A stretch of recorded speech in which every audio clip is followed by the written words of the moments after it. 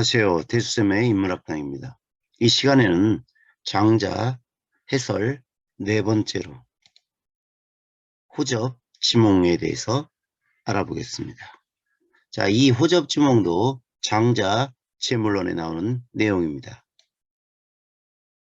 자, 본문을 읽어보면서 그 내용을 살펴보겠습니다.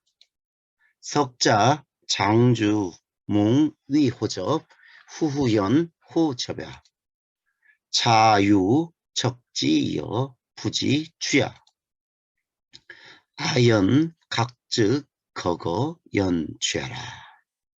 자, 석자 언젠가 또는 예전에 장주가 꿈에서 호접 나비가 되었다.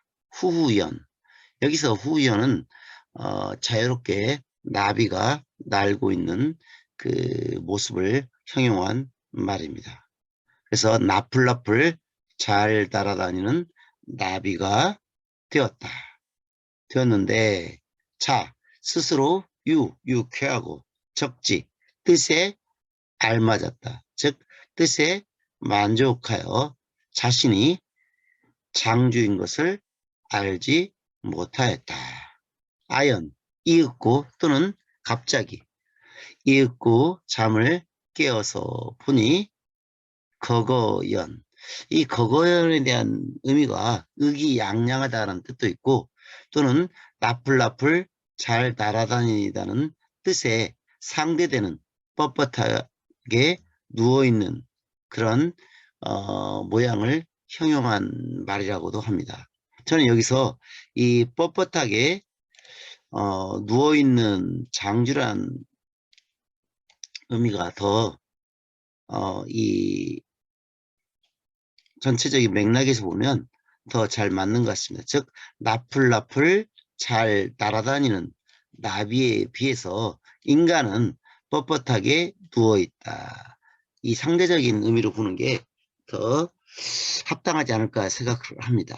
즉 우리는 이 현실 속에서는 어떤 편견이라든가 어떤 세속의 어떤 관습 때문에 자기 마음대로 행동하지 못하는데요. 이 꿈속에서는 그러한 시공의 제약을 받지 않기 때문에 유연한 어떤 사고를 할 수도 있고 이 나비처럼 나풀나풀 잘 날아다닐 수도 있다는 것이죠. 그래서 이 장주와 이 나비가 서로 지금 상대되는 어떤 객체이듯이 이 나비를 형용한 이 나풀나풀 날아다니는 뜻의 후연과 이 장주의 어떤 뻣뻣한 몸을 나타내는 이 거거연은 서로 상대적인 의미라고 할 수가 있다는 것입니다.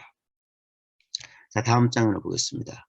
부지 주지몽 위 호접이요 호접지몽 위 주여 주여 호접즉 필요분의 차지 위불하라.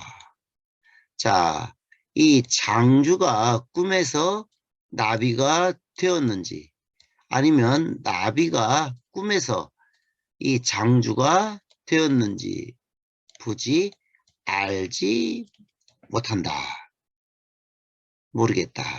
이 장주와 이 나비는 반드시 구분이 있을 것이지만 이것을 일러 물하라고 한다.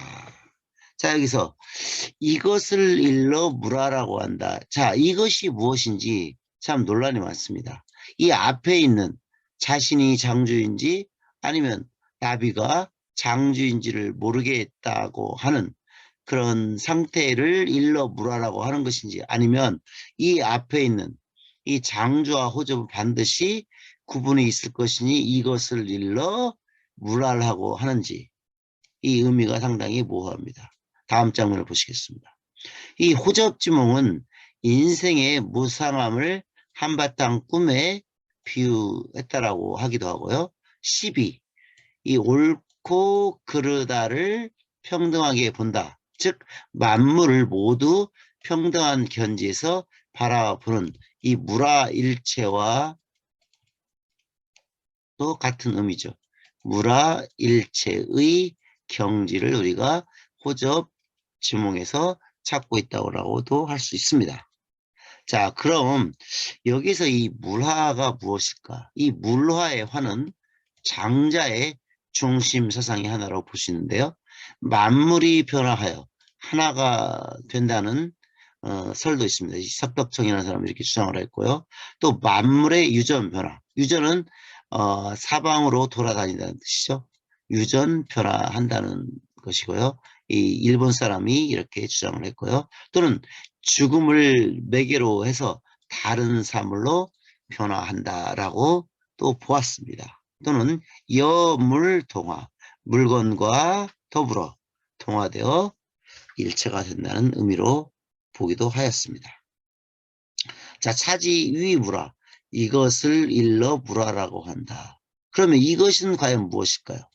잠에서 깨어나지 못한 상태, 즉 내가 나비인지 사람인지를 분간하지 못하는 우매한 상태로 보고 이 물화를 이 물에 따라 변화, 즉 물질에 의해 사람이 변화하는 것이라는 부정적인 의미로 보기도 한다는 것입니다.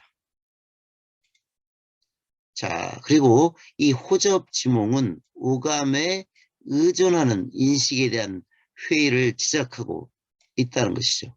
자, 우리 인간은 오감, 눈으로 보고, 귀로 듣고, 자, 코로 냄새를 맡고, 혀로 그 어떤 맛의 감각을 느끼고, 그 다음에 촉각, 피부로 어떤 그 사물의 촉각을 느낄 수 있죠. 이 인간은 오감에 의해서 우리가 사물을 인식하는 그런 동물입니다.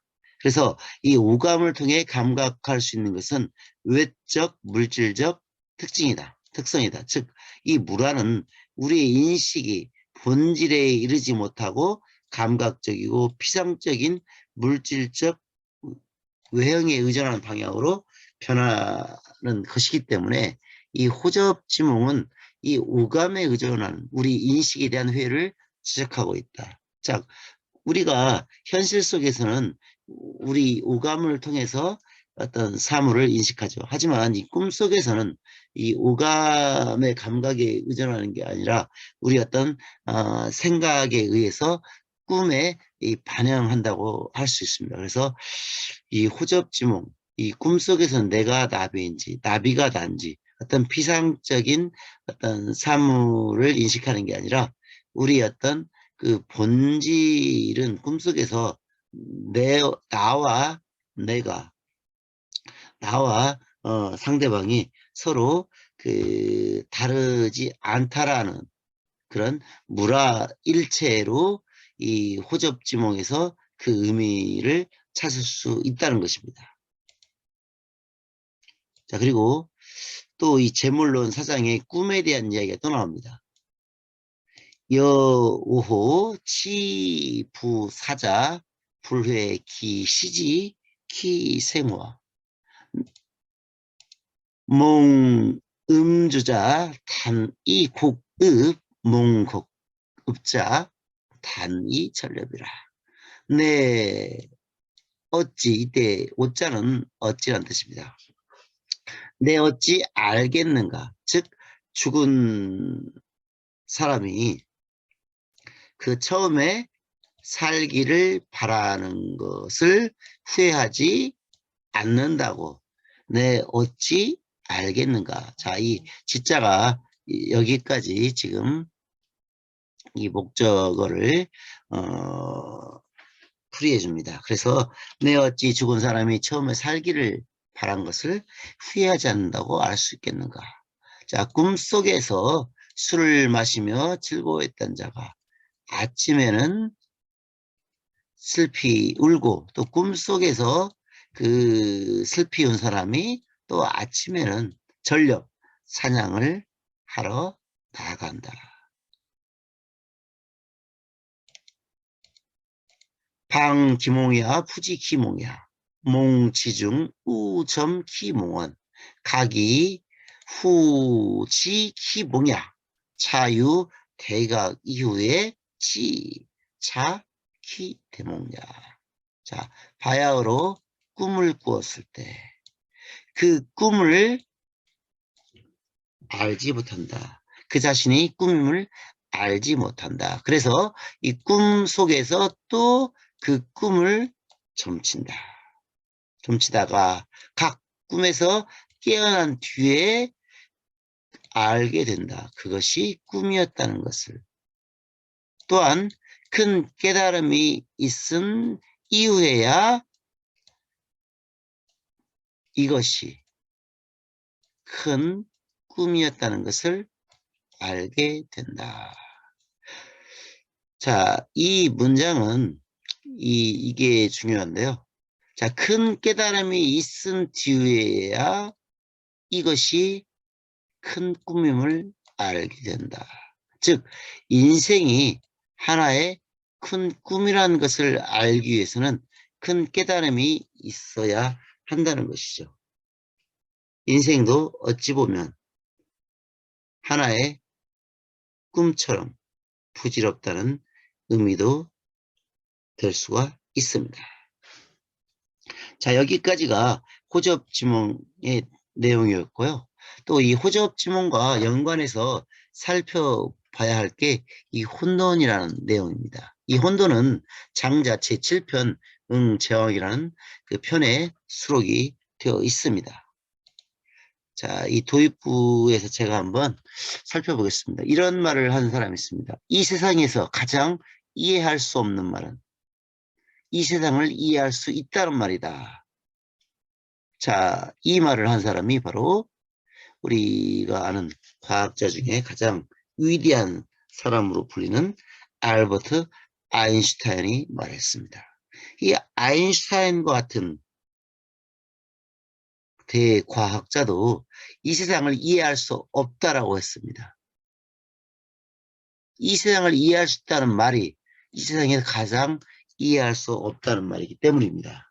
자, 이 유명한 과학자도 이 세상을 이해할 수 없다. 즉, 남을 이해한다고 우리가 말합니다. 나는 너의 말을 이해하고 있는데, 하지만 이렇게 우리가 단서를 항상 붙이는데요. 이해하려고 노력하는 게 부질없다는 말입니다. 그래서 이 혼돈은 이 아인슈타인의 이 말과도 아주 밀접한 관련이 있는 것입니다. 남의 지제 위 숙, 북해 지제 위 홀, 중앙 지제 위 혼돈, 수겨 홀 시상여 위어 우어 혼돈 지지, 혼돈 대지 심선이라. 자, 이 남해를 관장하는 이 임금이 이 숙이라는 그 신이고, 이 북해를 관장하는 임금은 홀이라는 신이다. 그리고 중앙을 관장하는 임금은 혼돈이라는 신이다. 이 하루는 숙과 홀이 그 때때로 서로 더불어 그 혼돈의 땅에서 만났다. 자, 이게 무슨 말이냐면요.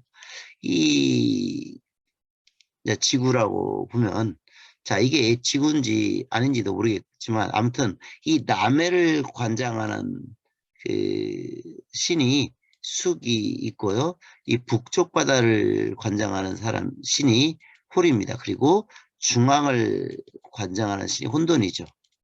자, 이 홀과 이 숙이 만나기 위해서는 반드시 어떻게 돼요? 한쪽에서 가야죠. 또 한쪽에서 와야 하는데 그러기 쉽지 않죠. 그래서 이 중앙에서 만났다고 하는 것이죠. 이 혼돈의 땅에서 만난 것입니다. 자, 이렇게 되니까 이 혼돈이 그들을 매우 잘 대접했다는 것이죠. 이 중앙에 있는 혼돈이 남해의 신과 북해의 신인 숙과 호를 그 대접하기를 매우 잘했다는 것입니다. 자, 여기서 이 숙이라고 하는 신과 홀이라는 신은 모두 빠르다는 의미를 가지고 있습니다. 그래서 유위, 무엇을 한다는 것을 의미합니다.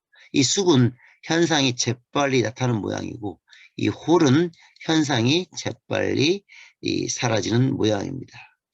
자, 이 혼돈은 개발되지 아니해서 원래의 상태를 온전히 보존한다는 의미가 있고요. 원시의 어떤 도를 가리키고 혹은 무의 자연을 의미합니다. 자, 숙과 홀은 혼돈과 서로 상대적인 의미라는 것입니다.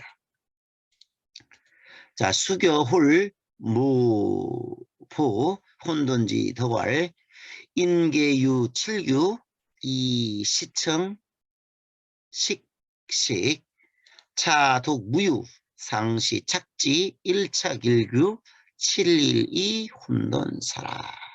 자, 이 숙과 홀이 혼돈의 덕, 혼돈이 잘 대접한 그 은덕을 갚고자 꾀하였다. 자, 그러면서 말하기를 이 사람은 모두 7개의 구멍이 있다. 그래서 보고 듣고 먹고 숨쉬는 것을 할 수가 있다. 자, 7개의 구멍은 그 사람 보면 눈 2개가 있죠. 그다음에 코에도 구멍이 2개가 있죠. 그다음 입이 있죠. 귀 구멍이 2개 있죠. 그래서 7개죠. 하나, 둘, 셋, 넷, 다섯, 여섯, 일곱. 그래서 눈으로 볼 수 있고 귀로 들을 수가 있고 그리고 입으로 먹을 수가 있고 코로 숨 쉴 수가 있다는 말입니다. 어떤 인간의 여기 촉각이 없지만 그 감각, 사감을 말하고 있습니다. 오감이 아닌 4개의 감각을 말하고 있습니다. 그런데 이 혼돈이라는 이 신은 유독 이 7개의 구멍이 없다. 그래서 상시, 시험 삼아 그것을 착 뚫어줘야겠다. 자, 7개의 구멍이 없으니까 7개의 구멍을 지금 시험 삼아 한번 뚫어주겠다. 그래서 날마다 1개의 구멍을 뚫었다. 그래서 7일이 되어서 7개의 구멍을 뚫고 나니 혼돈이 죽어버렸다. 참 이거 웃을 수도 없고 울을 수도 없는 참 우픈 지금 이야기입니다. 자, 이것은 무엇을 의미하느냐? 자, 7일이 혼돈사라. 7일 만에 혼돈이 죽어버렸다는 이 말은 인간의 감정이 생기자 혼돈이 죽었다는 뜻입니다. 자, 육수지라는 학자는 이렇게 말했습니다. 혼돈은 아직 흩어지지 않는 어떤 천진난만의 그 천진을 비유한 것이다. 어떤 자연 그대로의 상태를 말하죠. 무의자연의 상태. 자, 7구멍은 인간의 7가지 감정을 비유한 것이다. 사감도 있지만 7가지 감정, 즉 희로애락, 애우욕 7가지 감정을 말한 것인데요. 이 7가지 감정이 열리자 이 천진이 상실된 것이다. 그렇죠? 우리가 보통 육아에서도 말하죠. 그 사단 7정에서 인간은 본래 그 사단, 착한 인의의지를 다 품고 있습니다. 하지만 어떤 인간의 감정, 7정, 희로애락, 애고욕이 생기면서 인간의 어떤 환경에 적응하면서 어떤 천진난만했던 그런 순수성을 잃어버리면서 이런 어떤 무의자연을 도외시하면서 어떤 무력에 빠지게 된다는 것이죠. 이게 그 장자의 이 7일이 혼돈사와 또 같은 맥락이라고 할 수가 있습니다. 이 혼돈이 상실되었다는 것은 죽음을 의미한다는 것이죠. 노자가 또 이렇게 말했습니다. 돈은 언제나 이름도 없고 질박한 것이다. 또 말했습니다. 큰 도가 없어진 뒤에 인의가 있게 되었다. 자, 이 장자와 노자가 말하는 이 도가 없어지자 이 공자가 말하는 이 육아의 인의가 생기게 되었다는 것이죠. 이 도가와 이 육아는 서로 상극입니다. 그래서 이 무명, 이 질박한 도가 사라진 뒤에 도가 성인의 말씀을 통해 전해졌다. 이 도라고 하는 것은 바로 육아의 도이고 성인이라고 하는 것은 바로 이 공자를 가리킨다는 것이죠. 자, 또 장자 이 4편에는 그 대부분 장자 자신이 지은 것이 분명하다고 전해지고요.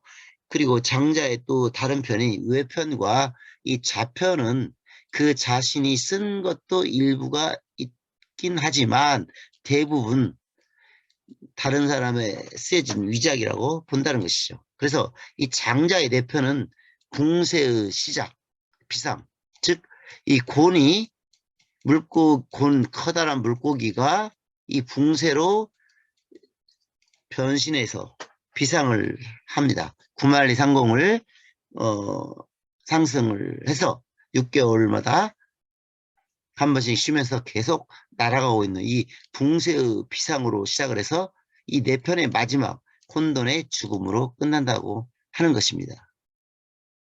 자, 이거 상징적인 의미가 있는 것입니다. 자, 생각하기 한번 보겠습니다. 자, 혼돈은 왜 죽음에 이르렀을까? 7개 구멍을 뚫어주자 혼돈 상태에서 벗어나게 된 혼돈. 하지만 이 죽었다는 것이죠. 이 죽음은 왜 죽었을까요? 이 숫과 홀이 혼돈을 위해서 7개의 구멍을 뚫어준 곳에서 지금 말미암은 것입니다. 그래서 우리가 타인을 이해한다는 것은 생각보다 어렵다는 것입니다. 숫과 홀의 어떤 선의가 결국 혼돈을 죽게 하였다. 선의가 때로는 타인에게 해를 끼칠 수도 있다는 것입니다.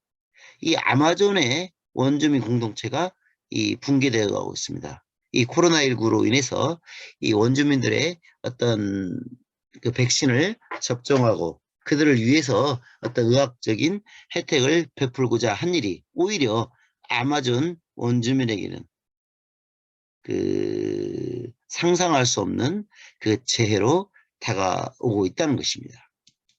자, 좋은 의도가 나쁜 결과를 초래하지 않으려면 도움을 주고자 하는 사람은 반드시 도움을 받는 사람의 환경을 잘 살펴야 한다는 그런 면을 시사하고 있습니다.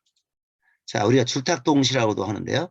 이 줄이라고 하는 한자는 병아리가 안에서 알을 쪼는 것이고 이 탁이라고 하는 것은 어미달기 밖에서 알을 쪼는 것을 말합니다. 그래서 병아리가 알에서 나오기 위해서는 새끼와 어미달기 한 팍에서 서로 쪼아야 한다는 뜻으로 생명이라는 가치는 내부적 역량과 외부적 환경이 적절히 조화돼 창조하는 것을 말합니다. 무턱대고 어미가 병아리를 빨리 밖으로 나오기 위해서 안에서 준비도 안 되는데 너무 시기상조로 밖에서 쪼으면 그 병아리가 알에서 깨지도 못하고 죽게 되는 것입니다. 항상 우리가 어떤 좋은 그 선의로 시작할 때는 상대방의 입장에서도 많은 것을 고려해야 한다는 것입니다.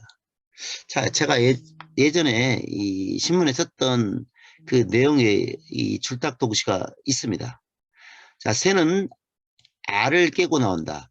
태어나려 하는 자는 한 세계를 파괴해야 한다. 자, 이 구절은 독일 문호인 그 헤르만 헤세의 데미안이라는 작품에 나오는 말인데요. 새가 알을 깨고 나오는 것은 매우 자연스러운 현상인데도 인구에 해제되는 이유는 미몽의 껍질을 깨트려야 새로운 세계로 나아갈 수 있음을 갈파했기 때문이다. 자, 그러기 위해서는 누군가의 도움이 필요하다. 마치 병아리가 알에서 나오려 할 때 어미달기 밖에서 돕는 줄탁 동시처럼 말이다. 병아리가 안에서 쪼는 것을 줄이라고 하고 어미달기 밖에서 쪼는 것을 탁이라고 한다. 동시에 이루어져야 부하가 가능하다. 보통 이 줄탁 동시는 학생과 교사의 상호작용이 있어야 참교육이 됨을 강조할 때 자주 인용이 된다. 자, 그래서 이 혼돈은 우리가 이 줄탁 동시를 떠올리는 그 내용이라고 볼 수도 있고요. 또 이 조장이라고 하는, 여러분 이 조장이라고 하는 말과도 서로 맥락이 같습니다. 이 조장이라는 말은 바람직하지 않는 일을 심해지도록 부추겨 오히려 망친다는 의미의 한자 성어인데요.